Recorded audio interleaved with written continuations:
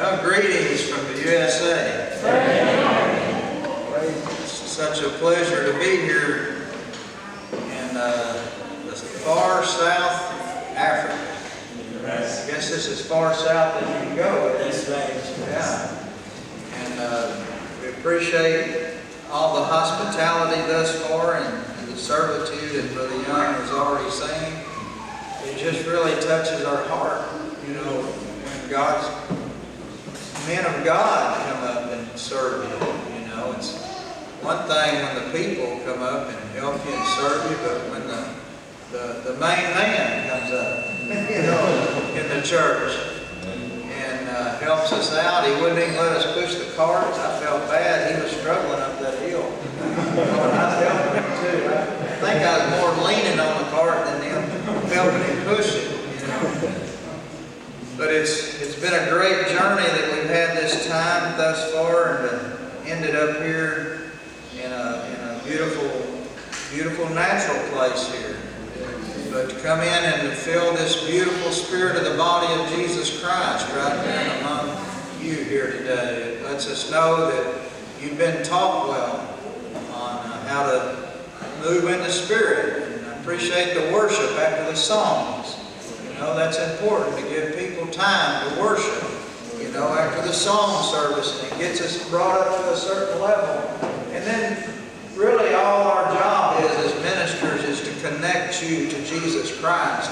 And once we do that, our job is done. Once we get you connected into Jesus Christ and He begins to operate over in your life as a head, then our job is finished. We can do something else. But we know that it takes a long time to get people adapted to being led by the Spirit. You can be in this for many, many years and still little concepts that you don't catch. And that's why Jesus Christ and God the Father has afforded us a whole lifetime to be able to overcome sin and be able to capture this vision and to be able to finally get to a place to where He is totally in control of our lives. And you know, some people come in the church at an early age. I come in at 20 years old and met this people through Brother Watson, Billy Watson in Dallas, Texas. And he, whenever I did get saved, I was similar testimony to Brother Young. I was in a terrible place, condition. You see these people out on the street that are all strung out on drugs. That's where I was heading at. You know, I wasn't quite on the street as a homeless person yet, but I just stepped away from it. And one night, this shows you how personal Jesus is with us. One night, sitting in my home, because we had met Brother Watson 7 years prior to that. I met Brother Watson just for a little while. Met him for about 6 months, 8 months. My wife was born and raised in that church, birth. But that night, Jesus came to my room and He spoke to my heart. Amen. And I heard a voice say, "Why don't you try me? You've already tried everything else." And I knew who it was. Don't think people don't know when Jesus visited them. They recognize. Right. They may not make the choice. Remember, it's always our choice to be able to serve Him. But I accepted that night, and I felt the burden of sin roll away. It was just if that was all it was, that was good enough. Right there. But amazingly, the next thing while I was sitting there enjoying what had just happened to me, Brother Watson's face formed in my mind. Just like your face here. And I was looking in that face. And the voice said, "Go there." Where is there? I don't know where to go. So I called Mama. Thank God for mamas. I called Mama. I said, "Mama, where is that church at? We were there 7 years ago." We had never been in church. My mother raised 4 children on her own. We was never in church, but we wasn't bad people. My mother was a giving mother. As poor as we were, she always gave everything away, fed people. But God always took care of us. Right.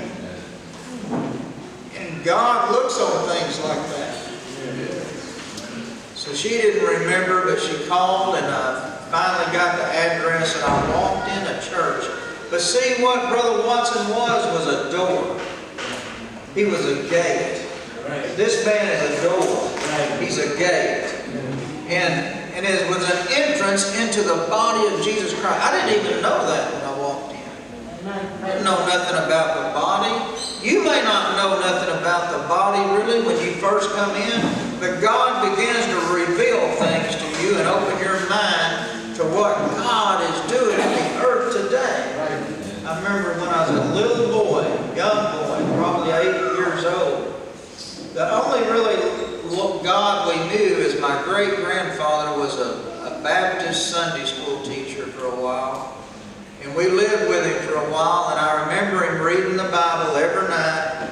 And he was smoking his cigarette, reading the Bible, you know. But he was a good Baptist man. And I do remember him talking about some things in Revelations about the beast. You know, the Baptists used to teach that the beast was the Roman Catholic Church. They used to teach that. He was telling me these things. Why? Because God had interest in me, just like He has you, and He was beginning to plant little seeds. Right. He didn't tell me all the Baptist doctrine, but He threw that one in, and I remembered. Right. I remembered that.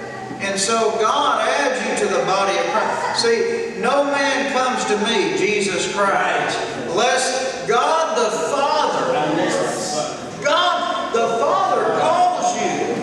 He's the one that calls you into the body. Now, there's millions of people out here in Christian based faiths that can get a good resurrection at the final resurrection at the end of the 1,000 years. There's going to be millions of people come up in that. And that's a whosoever will. You can go there, you can get saved, you can live a halfway decent life and get a resurrection. But when God the Father, you walk into this place here, this room. Yes, amen. And God directs you to this man. Right. He has given you a personal invitation to the body of Jesus Christ. God the Father does that. What He does, because God the Father, He ain't just in everything business. He allocates things to people. He allocated the body of Christ to Jesus. He gave that to Him.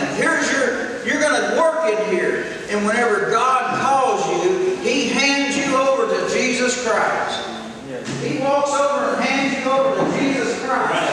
And then Jesus Christ says, okay, I've got a ministry. And He hands you over to the ministry of the body of Christ and begins to teach you things on how that you can go to the very top of the mountains of Mount Zion. And fulfill this calling that we've been called to. When you step in here, there's a calling on your life. You don't just walk into this church. You can't find it if you're looking for it. You can't find the body of Christ if you're looking for it. God has to lead you to this. And He directs our paths in here. And now, when we walk in here, it's our obligation to make the right choice. Amen. To begin to walk this way. And there was interesting scripture in Hebrews. You had mentioned something about don't let them slip. Things slip from us. Right. Hebrews, the first chapter.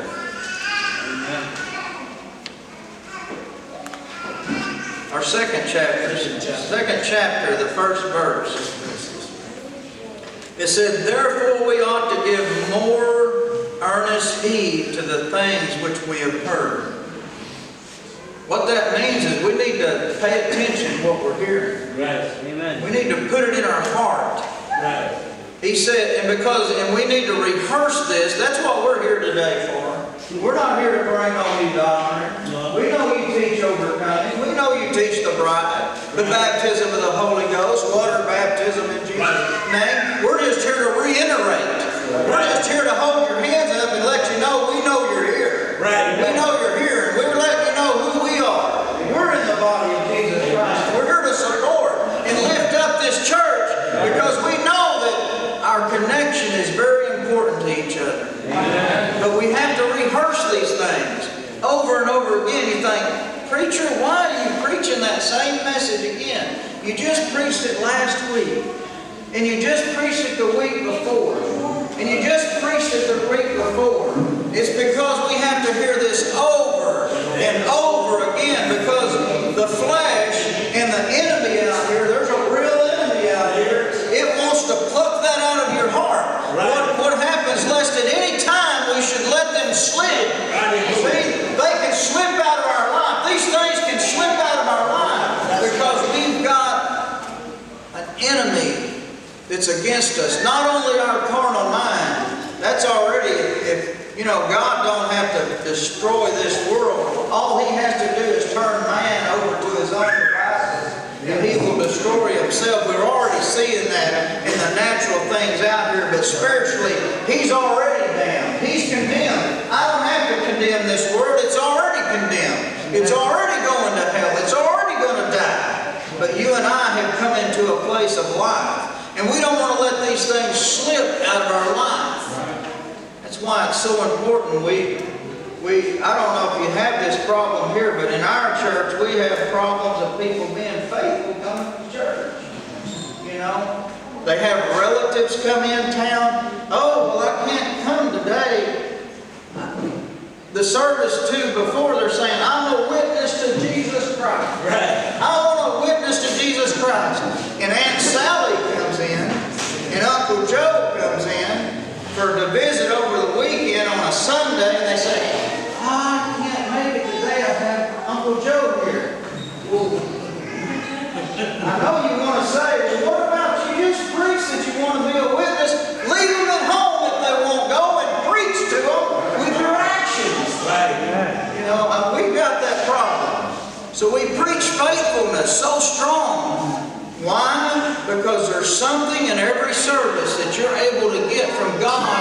You know, you come to church, you've got a problem in your life, you haven't even talked to the pastor and all the details of it, and you're in a bewildered state.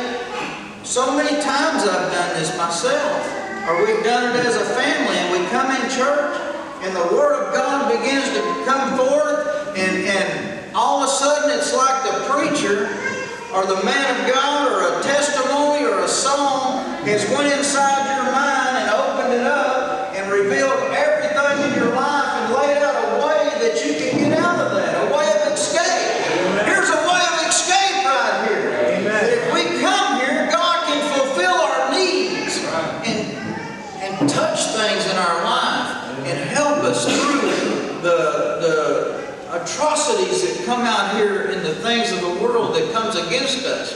This is a place of safety. Right. This is a safe haven. Right. This is a place that we can get help today. And God can touch our needs today. It's already been said. If you've got one of these needs, you don't have to leave here without God fulfilling your need today. And bringing you up on a higher level. It said, for if the word spoken by angels was steadfast, and every transgression and disobedience received a just recompense of reward, how shall we? See, there was some problems way before we got here. There was people falling out of favor with God before we got here. Adam was one of them. Yes.